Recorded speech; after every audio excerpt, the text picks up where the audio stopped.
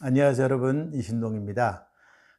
똑똑한 아이들을 정말 잘 키워야 되겠죠. 저는 늘 똑똑한 아이들은 정말 잘 키워서 개인적으로도 성공을 하고요, 그리고 이 사회와 국가를 위해서도 정말 큰 제목으로 인재로 쓰이는 그런 아이가 되는 것을 정말 기대합니다. 그러기 위해서 여러 가지 공부도 하고 연구도 하고 좋은 말씀을 드리려고 늘 애를 쓰고 있습니다. 오늘은 그런데요, 조금 특이한 주제를 한번 잡아봤습니다. 오늘 주제는 뭐냐면요, 영재 아이들을 화나게 하는 엄마들의 공통점입니다. 영재 아이들을 화나게 하는 엄마들의 공통점. 어떤 엄마가 영재 아이들을 화나게 할까요? 우리가 생각할 때 엄마들이 영재들한테 잘해준다고 생각을 하시겠죠. 물론 잘해주는 엄마들이 많습니다. 그런데 그 잘해준다는 것이 엄마의 입장에서 보는 거죠. 아이의 입장에서는 그렇지 않은 경우가 굉장히 많습니다. 그래서 아이를 엄마는 잘해준다고 생각했는데 아이는 화나게 되는, 화가 막 나는 그런 엄마들이 있어요. 제가 상담을 쭉 해오다 보니까 어떤 엄마들은 제가 볼 때 이렇게 하면 안 되는데 하는 그런 생각이 드는 엄마들이 많이 있더라고요. 그래서 오늘은 그런 얘기를 좀 해보겠습니다. 엄마들도 이제는요, 아이를 잘 생각하고 아이를 잘 도와주는 것이 엄마의 생각과 아이도 그렇게 우리 엄마가 나를 정말로 잘 도와주고 있구나 라고 하는 생각이 들게끔 만들어주는 게 훌륭한 엄마죠. 열심히 애를 썼는데 사실은 별 도움이 안 되고 아이를 화만 나게 했다 그러면 그건 안 좋은 거죠. 그렇게 하면 에너지 낭비, 시간 낭비, 경제적 낭비가 되는 것이죠. 자, 오늘 그래서 한번 한 3가지 정도로 제가 한번 상담의 결과를 정리해 보도록 그렇게 하겠습니다. 첫째는요, 아이의 심리적인 변화를 전혀 몰라주는 엄마입니다. 아이의 심리적인 변화. 아이가요, 항상 유치원생이 아니에요. 항상 영아가 아니에요.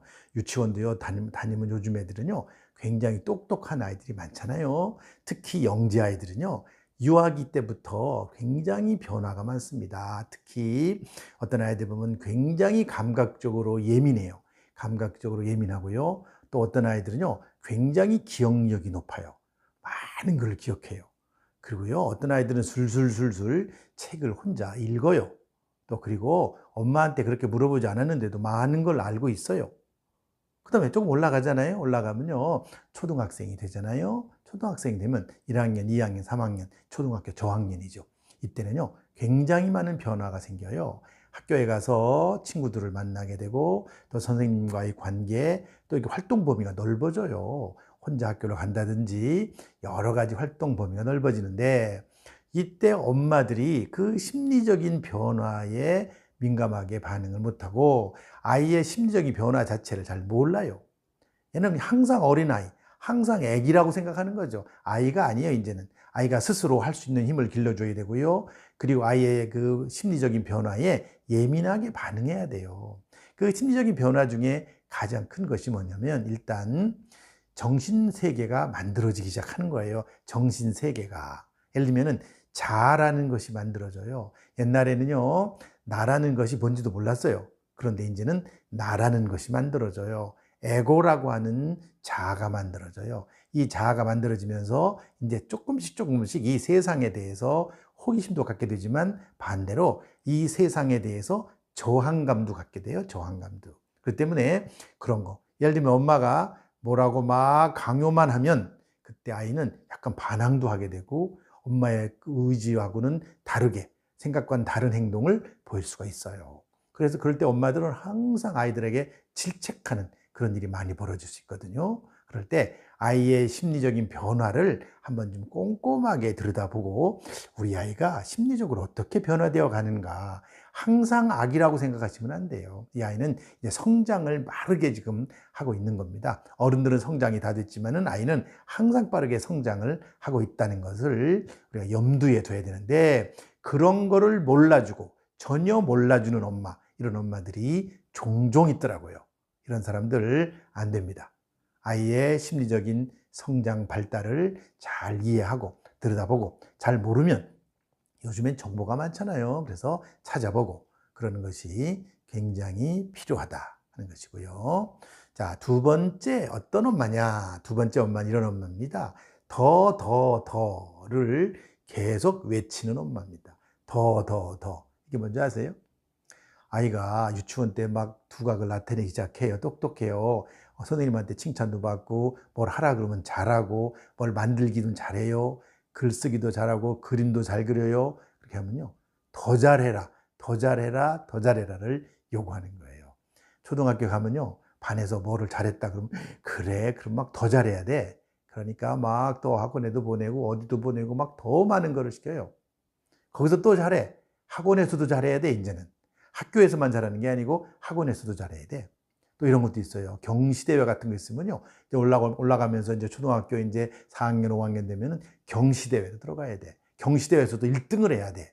이렇게 아이가 잘하는 거 좋지만 그 잘하는 거를 더 이렇게 1등을 하면 더 잘하게. 물론 이거 좋습니다. 뭐 이런 말도 있어요. 달리는 말에 채찍질을 한다. 그런 말도 있지만, 그러나 그 1등으로 가는 아이, 정말 남들 앞에서 뛰어난 능력을 발휘하려고 하는 아이, 엄마가 그런 걸 계속해서 요구하면요. 사실은 그 아이는 지치게 돼 있어요. 지친다고요.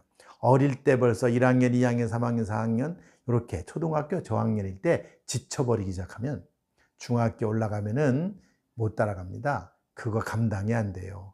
너무 지치게 만드시면 안 됩니다. 좀 잘한다 그래서 너무 잘하게 이거를 요구하는 엄마들이 있어요. 이게 바로 뭐냐면 아이를 화나게 하는 그런 엄마들입니다. 엄마들이 그렇게 더 요구하지 마시고 아이가 스스로 그런 거를 해나가게 하면요. 굉장히 강해지지만 아이를 더 강한 그런 짐을 지어주시면은 아이는 가다가 이제 그 짐을 견디지 못해가지고 쓰러지게 되는 거예요. 여러분들, 아직 큰 어미소가 되지 않고 큰 황소가 되지 않았는데 아직 송아지 단계에 있는 그 소에게 어미소가 지는 그런 멍에를 지고 같은 일을 하라 그러면 되겠어요? 잘 안 됩니다. 그런 거는 한계가 굉장히 많아요. 그래서 엄마들이 아이를 더를 계속 외치는 그런 엄마가 정말 영재 아이들, 똑똑한 아이들을 가로막는 거가 되는 거예요. 그 아이들이 잘해 나가는 그런 과정에 굉장히 많은 짐을 주어서 우리 아이들은요, 내가 짊어질 수 있는 짐을 줘야지 짊어지기 어려운 짐을 지게 되면 절대 능력 발휘가 안 되고 그 아이가 가지고 있는 영재성이 개발되지 않아요. 그러니까 너무 많은 과한 짐을 지게 해서는 안 된다고 하는 것이 제 철학이고 저의 그 교육관입니다. 그래서 그 아이가 짊어질 수 있는 수준, 그러니까 초등학교 1학년이면 초등학교 1학년, 2학년이면 2학년, 3학년이면 3학년에게 맞게끔 거기에 맞는 짐을 주셔야 돼요. 너무 많은 짐을 주면 이 아이가 그거를 감당하기 어려워서 나중에 멀리 못 가는 거죠. 여러분들, 너무 많은 짐을 지면 그 아이가 능력을 발휘하려고 할 것 같지만 발휘를 못하는 거죠. 이건 안타까운 일이 되고 나중에 그 아이가 그냥 거기서 주저앉아 버릴 수도 있는 그런 아이 난 많이 봤어요. 많이 봤기 때문에 우리 어머니들이 한 번쯤 잘 생각해 볼 필요가 있습니다. 그러나 엄마들 보면 내가 이렇게 말해요. 엄마 너무 많은 짐을 아이한테 지어주고 있는 것 같습니다. 라고 제가 상담을 하면서 얘기하면요. 자기는 절대 아니라고 그래요. 자기는 절대 아니야. 자기 자신을 잘 몰라요. 우수한 아이들의 엄마들 보면 잘 몰라. 당연히 그렇게 해야 된다고 생각하고 남들도 다 하는데 다 해야 된다. 이렇게 생각하시는데 반드시 그렇지 않아요. 아이마다 다 다릅니다. 능력과 역량이 다 달라요. 그 다음에 세 번째는 뭐냐면 잘하는 것보다 잘못하는 것에 집중하는 엄마입니다. 잘하는 것을 더 칭찬해주고 해야 되는데요. 잘하는 것의 칭찬은 약하게 해요. 잘 못하는 것에 대한 질책과 꾸지람은 아주 강하게 합니다. 왜? 엄마들이 볼 때 그렇거든요. 저러면 안 되거든요. 저러면 안 된다 하는 건 분명하거든요. 그러니까 그걸 못하게 막는 거예요. 우수한 아이들 보면요. 사실 우수한 아이들이 잘 못하는 것도 많이 있어요. 그리고 가장 대표적으로 똑똑한 아이들이 뭐가 문제인 줄 아세요? 굉장히 산만한 거예요. 산만한 거. 그래가지고 어디 가서 이렇게 진중하면 좋겠는데 진중하지 않은 경우가 굉장히 많아서 그것 때문에 계속 지적을 받아요. 학교에서도 지적받고 학원에서도 지적받고 엄마한테 전화가 와요. 도대체 쟤는 왜 그러냐? 그런 경우 굉장히 많거든요. 그런데 에너지가 남들보다 더 강해요.